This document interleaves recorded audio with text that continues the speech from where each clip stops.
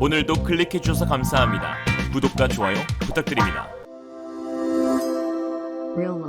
지난 14일 한국방산 실무진이 폴란드에 방문하면서 총 규모 30조 원에 이르는 2차 무기 도입 계약이 합의되었습니다. 이날 안제이 두다 폴란드 대통령은 한국 FA-50 전투기, K2 전차, K9 자주포를 직접 언급하며 폴란드군이 많은 한국산 무기를 구매했고 앞으로 대한민국으로부터 무기를 수입할 뿐만 아니라 대한민국의 무기를 폴란드에서 직접 생산하고 싶다라고 밝혔는데요. 이는 즉 2차 계약의 핵심 조항인 현지 생산에 대해 언급한 것이었습니다. 그러면서 두다 대통령은 예상치 못한 발언을 이어갔는데 바로 폴란드를 유럽에서 가장 강력한 군대로 만들기 원한다며 한국산 무기 도입을 통해 폴란드가 유럽 안보의 기반이 되기를 원한다라고 했습니다. 사실 이러한 발언은 안제이 두다 대통령뿐만 아니라 다른 폴란드 고위 관료들에게서도 들을 수 있었는데요. 마리우시 부하샤코 국방부 장관은 지난 6월 30일 폴스키 라디오와 NTV에서 폴란드군이 향후 2년 내에 유럽 내에서 가장 강력한 군대가 되는 것을 목표로 한다고 전하였고 마테우슈 모라비에츠키 폴란드 총리 역시 지난 4월 28일 폴란드를 새로운 유럽의 리더로 규정하면서 또 유럽에서 가장 강력한 군대를 만들기 원한다라고 하였습니다. 한국이라면 오히려 주변국의 군비 증강을 우려해 축소 발표를 하는 경향이 있는데 폴란드 관료들은 다소 호전적으로 보일 만큼 대놓고 유럽 최강국을 지칭하고 있는데요. 사실 지금까지 진행된 방산 계약을 놓고 보면 한국의 K2 전차 1000대, K9 자주포 648문, FA-50 전투기 48대, 천무 다연장 로켓 288문, 그리고 미국의 F-35, 하이마스, M1 에이브람스 등을 도입하기로 하면서 유럽 최강국 목표가 허황된 말은 아니라는 걸 증명하고 있긴 합니다. 그렇다면 폴란드는 왜 하필 유독 유럽 최강국이 되겠다고 말하는 것일까요? 아니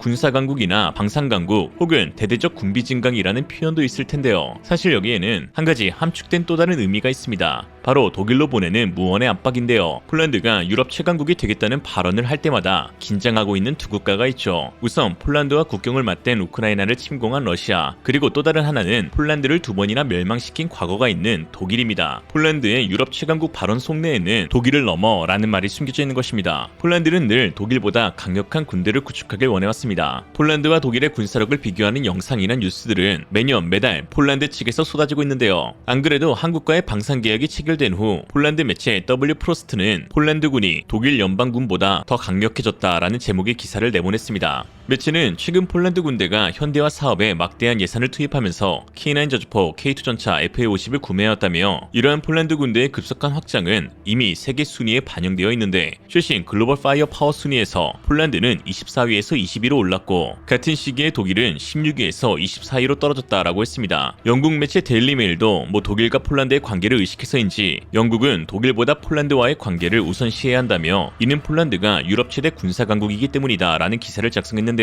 군사 전문가 닐은 기사를 통해 최근 폴란드가 체결한 계약 덕분에 폴란드는 유럽의 그 누구도 따라올 수 없는 강력한 탱크 부대를 자랑하게 되었고 현재 독일군은 군사 훈련 중에 총 대신 빗자루를 사용하는 데 익숙해졌다라는 비교 보도를 작성하기도 했습니다. 특히 지난 7월 14일 우크라이나 오신트에 따르면 폴란드 외무장관이 지비그니에프 라우는 폴란드에 남아있는 236대의 레오파드2 전차를 모두 우크라이나로 보내버리자고 주장하였습니다. 그러면서 독일은 예비 부품을 제공하거나 탱크를 수리하는 일에서 전혀 신뢰할 수 없기 때문이다 라고 비판했는데요. 실제로 레오파드 전차를 모두 우크라이나로 보낼지는 알 수 없으나 한 가지 확실한 것은 폴란드 내에 독일에 대한 반감이 만연하다는 것, 그리고 K2 전차에 대한 신뢰가 형성되고 있다는 것을 알 수 있죠. 그렇다면 폴란드의 이러한 행보에 과연 독일은 어떤 반응을 보이고 있을까요? 당연히 경계하고 있습니다. 폴란드는 찐으로 독일을 미워하거든요. 독일 매체 디벨트는 최근 기사에서 현재 폴란드는 그 어느 때보다 강하고 우크라이나 전쟁은 폴란드를 유럽 정치의 중심으로 만들었다며 이는 명백한 베를린과 브뤼셀의 도전이라고 표현하기도 했습니다. 이처럼 가뜩이나 안 좋은 두 나라의 관계인데 특히 우크라이나 전쟁 이후 독일의 행동은 폴란드의 꼭지를 돌아버리게 만들기 충분하였죠. 지난해 7월 폴란드와 독일은 서로 국가 간 약속을 통해 폴란드가 먼저 T-72 전차 300대를 우크라이나에 인도하면 폴란드의 전력 공백을 독일이 신형 레오파드2 전차 20대를 즉각 보내주어 메꾸기로 합의했으나 독일은 통수를 쳐 2023년 4월에 한 대, 그해 10월에 세 대를 보낼 것이라고 말을 바꾼 것인데요. 이미 300대를 다 보낸 폴란드는 당연히 노발대발하면서 독일은 언제나 거짓말을 일삼는다라고 비난하였습니다. 이 사건에 대해 독일 연방 의원인 키스웨터조차도 우리는 수년 동안 쌓아온 신뢰를 스스로 훼손했다라고 하기도 했죠. 일각에서는 아니 안 보낸 것도 아니고 순차적으로 보내겠다는 건데 폴란드가 좀 과민 반응하는 것 아니냐 하실 수도 있습니다. 그러나 문제는 독일이 약속을 어기고 거짓말을 했다는 사실이 폴란드의 영린을 건드린 것이죠. 아시다시피 폴란드와 독일은 9세기부터 1991년 국경 획정 조약을 체결하기 전까지 1000년 넘게 죽어라고 싸웠습니다. 그 기간 동안 독일은 폴란드 분할과 독소 불가침 조약으로 무려 2차례나 폴란드를 멸망시켰는데요. 한 번도 못 참겠는데 두 번이면 선 넘은 거죠. 그런데 폴란드가 멸망한 그 과정에는 사실 독일의 거짓말이 치명적인 원인으로 작용했습니다. 18세기 들어 폴란드 리투아니아 연방제국의 내부 정세가 혼란한 틈을 타 독일 전신인 프로이센은 몰래 폴란드 침공 계획을 세웠는데요. 당시 폴란드는 가장 큰 위협이었던 러시아에 대항해 프로이센과 동맹을 추구했지만 이내 프로이센은 폴란드의 뒤통수를 쳤습니다. 그렇게 무방비로 속수무책 당한 폴란드는 프로이센, 오스트리아, 러시아 3국에 의해 갈갈이 찢겨 분할되었고 결국 멸망하게 되었죠. 또한 1933년 독일 나치당의 아돌프 히틀러는 다시 부활한 폴란드 제2공화국에게 겉으로는 유화책을 펼치면서 하부 실롱스크 태신 지방을 주겠다며 폴란드의 마음을 놓이게 한 후 6년 뒤 바로 본색을 드러내어 실롱스크도 내놓고 회랑까지 내놓아야겠다고 협박을 시전하였습니다. 이에 폴란드가 극구 반대하며 결사항쟁을 펼치자 화가 머리끝까지 난 히틀러는 결국 바르샤바를 지도상에서 지워버려야겠다고 다짐하였죠. 독일은 저항하는 폴란드를 뚝갑해 다른 국가에게도 본보기로 삼으려 수도 바르샤바의 모든 것을 의도적으로 파괴했습니다. 수세기 동안 이어진 폴란드의 찬란한 역사를 모두 없애려는 의도로 폐허를 만든 것이죠. 당시 건축물 85%가 무너져 내렸고 심지어 인구 130만 명 가운데 살아남은 이는 그 절반인 65만 명밖에 되지 않았습니다. 그러면서 찬란한 역사 위에 잔혹한 역사를 더 씌웠는데요. 폴란드를 대대적인 유대인 홀로코스트의 중심지로 삼아 학살의 도시로 변모시킨 것인데 아우슈비츠를 포함해 트레블린카, 베우제츠, 소비보르, 헤움노, 마이다네크 등 악명 높은 인종청소 수용소를 폴란드 내에 세웠습니다. 독일이 폴란드를 멸망시키는 동안 폴란드와 같은 연합국 소련은 오히려 팔짱만 끼고 관망하였는데요. 내심 반공 선양의 폴란드 독립 세력이 꼴보기 싫었던 터라 잘됐다 싶은 것이었죠. 이는 폴란드가 독일과 함께 러시아에게도 좋은 감정을 가질 수 없는 이유 중 하나일 것입니다. 이러한 역사로 인해 지금도 폴란드에서는 독일에 대한 반감을 갖는 사람들이 많이 존재하는데요. 최근 폴란드 매체 오코프레스가 실시한 설문조사에서 독일이 폴란드를 지배하기를 원할까라는 질문에 폴란드 현지 응답자 중 절반이 넘는 52%가 그렇다라고 답하였습니다. 폴란드가 생각하는 독일은 한국이 생각하는 일본 그쯤 아니 더 심하면 심했지 못하지는 않을 것입니다. 예로부터 강대국들 사이에 끼어 나라가 세 쪽으로 두 쪽으로 나뉘게 되는 굴곡진 역사를 겪은 폴란드는 여러모로 우리나라의 역사와 사뭇 비슷한 면이 많아 더욱 동질감을 느끼게 되죠. 그러나 폴란드의 오랜 역사 동안 늘 당하고만 있었던 것은 아니었습니다. 폴란드에게도 영광스러운 과거가 있는데요. 바로 1569년부터 1795년까지 유럽 최강국으로 군림했던 폴란드 리투아니아 연방제국의 최전성기가 있었습니다. 당시 폴란드는 현재의 리투아니아와 우크라이나 그리고 벨라루스 영토를 차지하고 있었으며 한때 러시아 모스크바도 점령하면서 황금기를 보냈죠. 강대국에 의해 멸망당한 역사를 지닌 폴란드가 자국이 한창 잘나갔던 그 황금기를 그리워하는 것은 어쩌면 당연한 일일 텐데요. 그랬을까요? 폴란드는 독립 이후 바르샤바에 무너진 과거의 영광을 되살리기 위한 재건 사업을 최우선 과제로 삼았습니다. 결국 1980년 세계 최초이자 유일하게 복구된 도시 전체가 세계문화유산으로 등재되면서 세계의 본보기와 더불어 위로를 받게 되기도 하였죠. 그리고 이제는 누구도 넘보지 못할 강력한 군사력으로 다시는 지지 않을 군대를 창설하려고 하는 폴란드인데요. 그 계획을 달성하기 위해 지구상 최대 무기고인 한국을 핵심 파트너로 삼았습니다. 특히 폴란드가 한국산 무기를 도입하기로 한 결정적인 사건이 있었습니다. 바로 노르웨이 수주전 당시 전차 군단 독일의 자랑 레오파르트 2A7과 한국의 K2 표전차가 맞붙은 사건이죠. 2년 넘게 꼼꼼하게 진행된 현지 테스트에서 K2 전차는 예상 못한 결과를 내었습니다. 레오파르트에 비해 3분의 1 가격에 불과한 K2 전차가 당연히 성능에서 열세일 것이라 예상되었지만 오히려 대부분의 성능 비교에서 동등했고 심지어 몇몇 부분은 K2 전차가 압도했다는 평가를 받은 것인데요. 그 가운데 기동성, 분당 사격 횟수, 운용인원, 디지털 체계, 현지 적응력은 레오파르트 최신형 모델을 압도했고 레오파르트가 크게 우위에 있을 것으로 여겨진 화력과 방어력도 동급으로 평가받았습니다. 평가를 주관한 노르웨이 국방부도 이례적으로 인터뷰를 통해 우리 군이 레오파르트를 선택한 것은 정치적인 이유가 고려되었기 때문이고 성능에서 K2 전차는 인상적인 모습을 보였다라고 했죠. 그리고 이러한 평가가 나오고 얼마 뒤 폴란드는 K2 전차를 도입하기로 한 것입니다. 현대로템 관계자는 노르웨이 수주전 당시 보여준 K2 전차의 퍼포먼스가 폴란드의 선택에 결정적인 요인이 되었다고 했죠. 폴란드 입장에서는 독일산 전차는 쳐다도 보기 싫은 와중에 동방의 한 국가의 전차가 그 레오파르트를 압도하는 성능과 가격 경쟁력을 가졌으니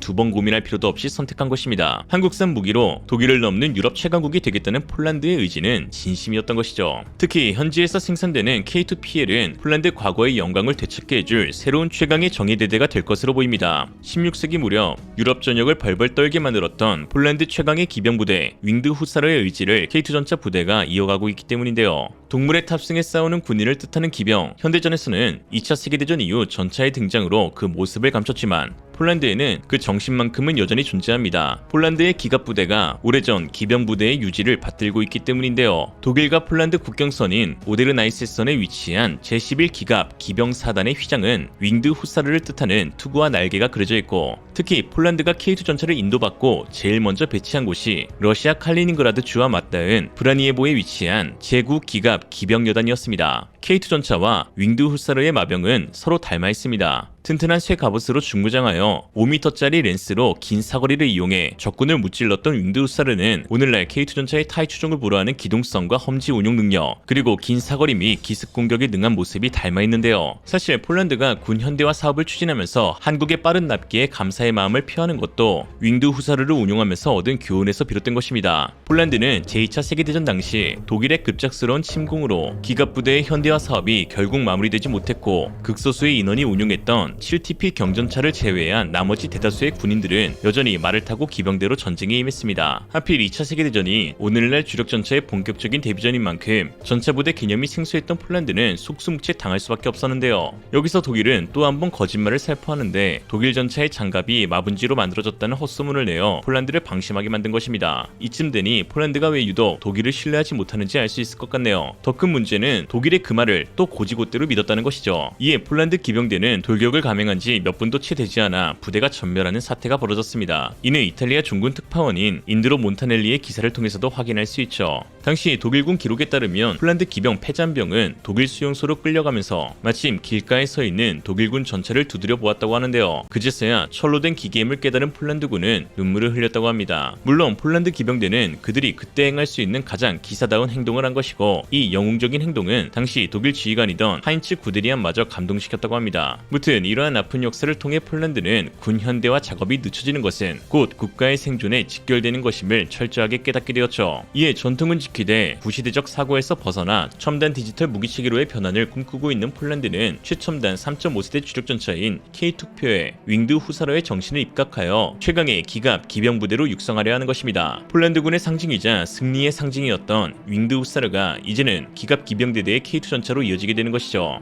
이렇게 말씀드리면 이 자식 또 국뽕이 미쳐서 오버하네 라고 할 수 있지만, 이 사진을 보면 또 생각이 달라질 수도 있습니다. 최근 폴란드 모병 광고에는 뜬금없는 사진이 걸려 있었습니다. 바로 K2 전차 사진이 대문짝만하게 실려 있었는데요. 거기에는 이렇게 적혀 있었죠. K2 전차를 직접 경험해보세요. K2 전차는 해발 8611m에서도 운용 가능하답니다. K2표의 최대 사거리는 8000m에 달해요. 오스트로다에 위치한 제20 기계화 여단 전차대대의 일원이 되어보세요 라고 적혀있었습니다. 아니 솔직히 이 정도면 제2의 윙드 후사르 맞잖아요. 한국과 비슷한 역사를 지닌 폴란드, 외침이 끊이지 않았던 잔혹한 역사를 뒤로하고 이제 두 나라는 함께 새롭고 강력한 최강의 군사 강국으로 발돋움하려 합니다. 한편 한국산 무기를 대거 도입한 폴란드가 이제는 한국에서 핵폭탄까지 얻게 될 수 있다고 하여 화제가 되고 있는데요. 브로츠와프에서 서울까지 직항편이 개설되어 리얼리즘 편집자가 폴란드 여행을 계획하고 있기 때문입니다. 사실이라면 폴란드 핵 비상이죠. 오늘의 한 줄평, 폴란드 너가 진짜 형제라면 국제결혼 장려해라.